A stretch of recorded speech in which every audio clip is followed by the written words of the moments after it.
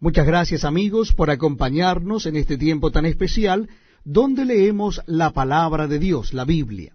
Lo estamos haciendo en el Nuevo Testamento y yo les invito a que busquen el capítulo 5 de la carta a los Hebreos. Si desean acompañarme en la lectura o bien escuchar la lectura bíblica, lo estaremos haciendo en Hebreos capítulo 5. Dice así la palabra de Dios.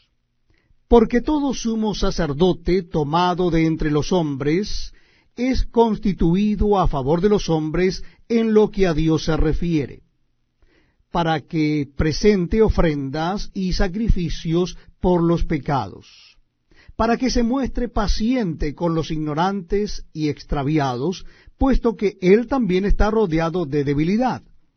Y por causa de ella debe ofrecer por los pecados, tanto por sí mismo como también por el pueblo. Y nadie toma para sí esta honra, sino el que es llamado por Dios, como lo fue a Aarón. Así tampoco Cristo se glorificó a sí mismo, haciéndose sumo sacerdote, sino que él le dijo, tú eres mi hijo, yo te he engendrado hoy.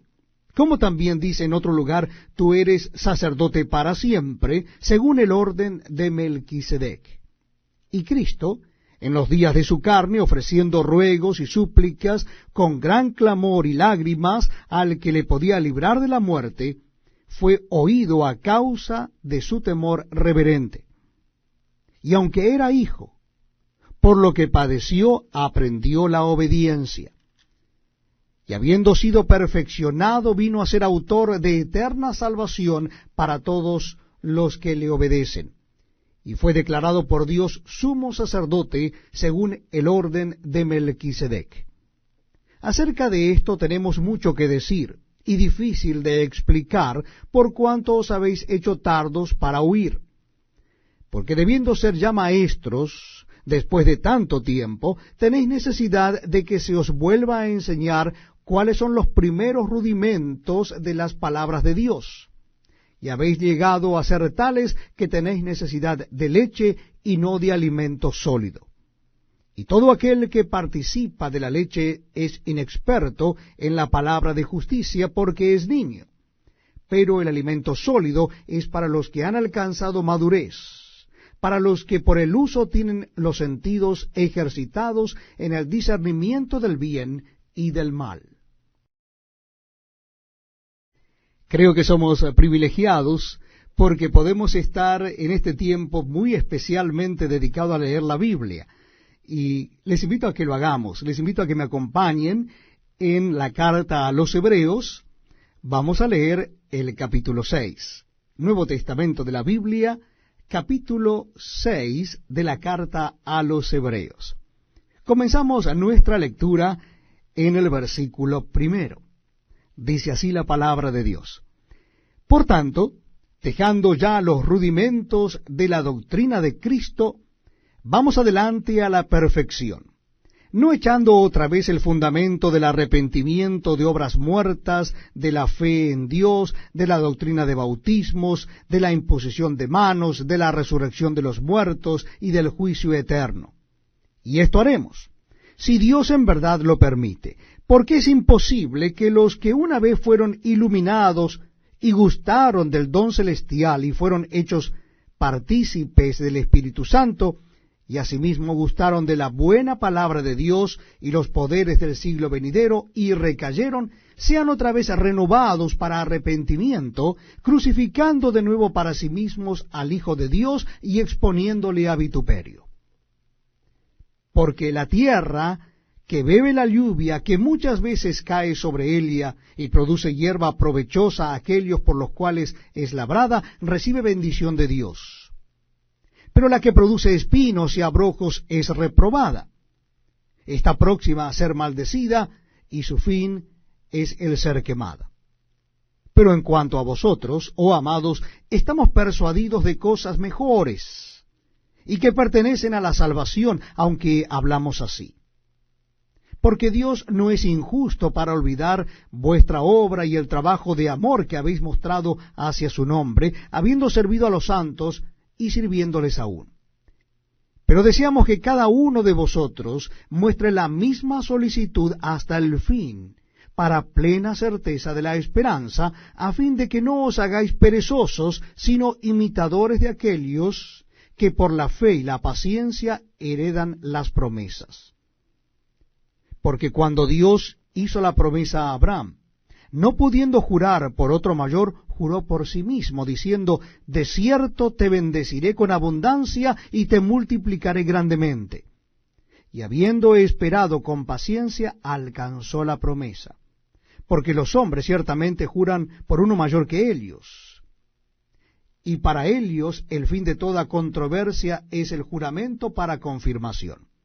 Por lo cual, queriendo Dios mostrar más abundantemente a los herederos de la promesa la inmutabilidad de su consejo, interpuso juramento, para que por dos cosas inmutables, en las cuales es imposible que Dios mienta, tengamos un fortísimo consuelo los que hemos acudido para asirnos de la esperanza puesta delante de nosotros, la cual tenemos como segura y firme ancla del alma, y que penetra hasta dentro del velo, donde Jesús entró por nosotros como precursor, hecho sumo sacerdote para siempre, según el orden de Melquisedec.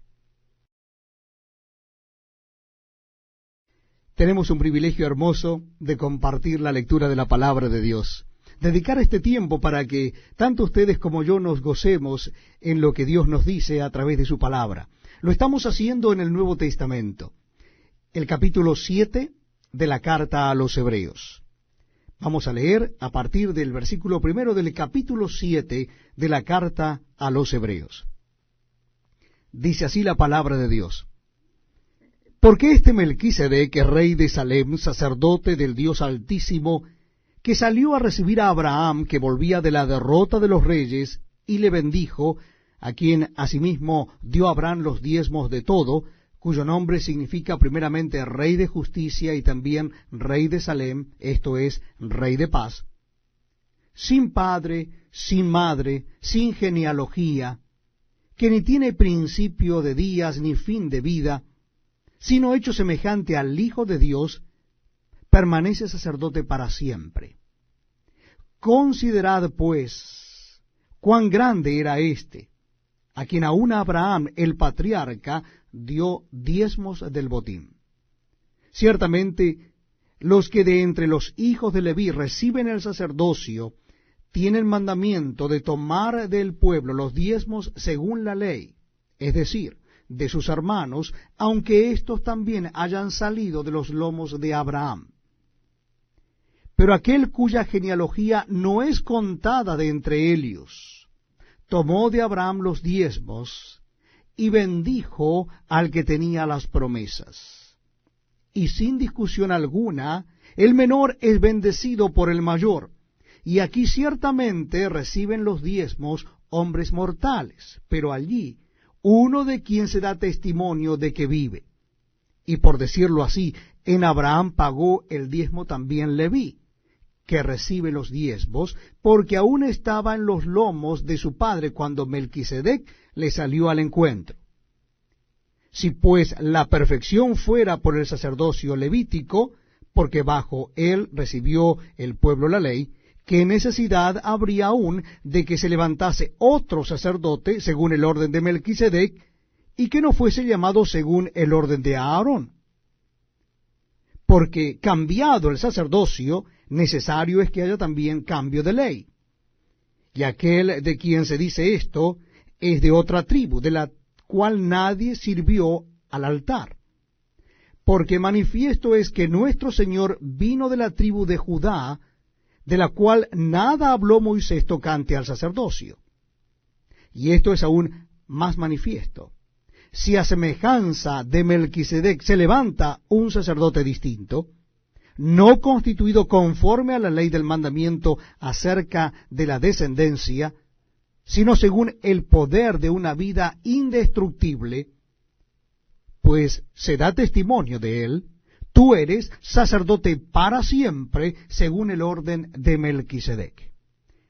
Queda pues abrogado el mandamiento anterior a causa de su debilidad e ineficacia, pues nada perfeccionó la ley, y de la introducción de una mejor esperanza por la cual nos acercamos a Dios.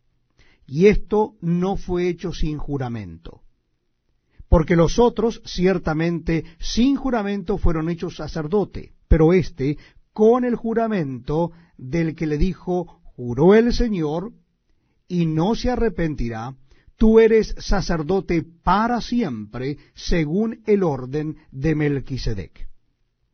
Por tanto, Jesús es hecho fiador de un mejor pacto.